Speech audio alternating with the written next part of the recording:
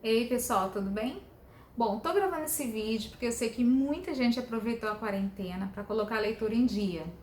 E como é um hábito maravilhoso que não tem que parar agora, tem que continuar nesse novo normal que a gente já iniciou e daqui a pouco se acostuma, eu queria dar algumas dicas de leitura para vocês. São livros que eu já li, que eu gostei muito e para o vídeo não ficar muito longo, separei só uns 4, 5 aqui.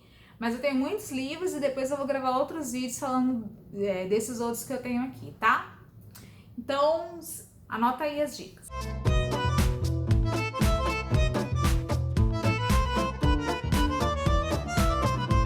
O primeiro que eu queria indicar é esse daqui, Como as Democracias Morrem, escrito por dois professores de Harvard, Steven e Daniel.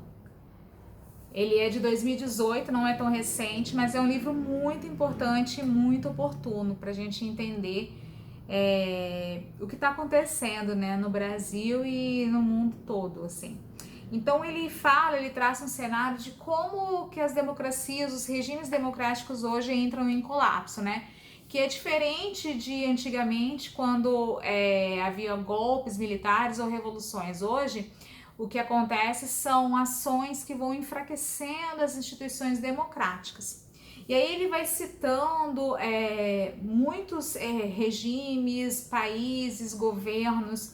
Ele cita a ascensão de Trump nos Estados Unidos, ele faz um paralelo com outros países e duas coisas que eu achei muito interessante nesse livro é que ele fala sobre 4 principais indicadores de um comportamento autoritário, como rejeição das regras democráticas, negação da legitimidade dos oponentes, tolerância ou encorajamento à violência e perseguição à imprensa, enfim. É um roteiro que é muito seguido e você vai conseguir enxergar muita coisa que está acontecendo no Brasil por meio desse livro. Ele fala também da importância dos partidos, né? Aqui no Brasil há uma discussão sobre a possibilidade de candidatos concorrerem sem um partido político, né? As candidaturas avulsas. E aí o livro trata sobre a importância dos partidos como barreiras para se manter a democracia e evitar líderes autoritários, né, que possam aí colocar em risco o próprio regime democrático. Então, essa é a minha primeira dica, é um livro que eu gostei muito, eu li em 2018, logo que lançou, acho que eu vou ler de novo, porque tem muita coisa interessante aqui, é um livro ótimo. O segundo que eu queria indicar, e esse é para quem gosta aí de história com ficção, é esse daqui, que na verdade é uma trilogia do Ken Follett, trilogia O Século, e esse o primeiro volume, é o Queda de Gigantes, que ele narra que é muito legal esse livro. Ele criou assim 5 famílias, 5 personagens, 5 famílias, na verdade, de 5 países, e ele vai entrelaçando as histórias, né, personagens fictícios com personagens reais do início do século XX. Então aí ele passa pela Primeira Guerra Mundial, pela Revolução Russa, pela luta das mulheres por direitos, como o sufrágio, né? E é um livro muito, muito legal de ler. Ele é grossinho assim mesmo, tem quase 1000 páginas, mas quando você começa a ler, sabe, você não quer parar mais, é muito gostoso, né? Ele mistura história com ficção e você vai aprender muito com ele. É como contar a história através dos olhos de pessoas comuns, assim, é muito interessante. Um outro que eu gosto muito, e aqui eu vou entrar, além de jornalista, eu sou cristã, então eu tenho muita literatura cristã na minha casa. Um livro que eu li recentemente, que eu gostei muito, é esse do Max Lucado, O Fim da Ansiedade. Quem nunca, né, sofreu de ansiedade? E embora tenha aí muita literatura no mercado, eu gostei muito desse daqui porque o autor ele te dá princípios bíblicos e lições da Bíblia, né, de Cristo, para manter a ansiedade sob controle, né? Claro, isso de forma alguma substitui o tratamento, se você faz tratamento.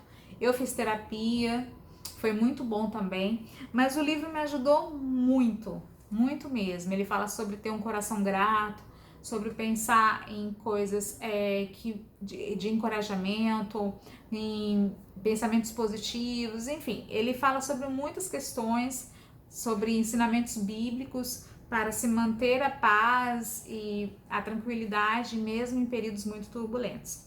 Então, esse é um livro que é um livro de cabeceira, eu gosto muito dele, às vezes eu volto, leio um capítulo, 2 capítulos, é um livro que eu gostei bastante.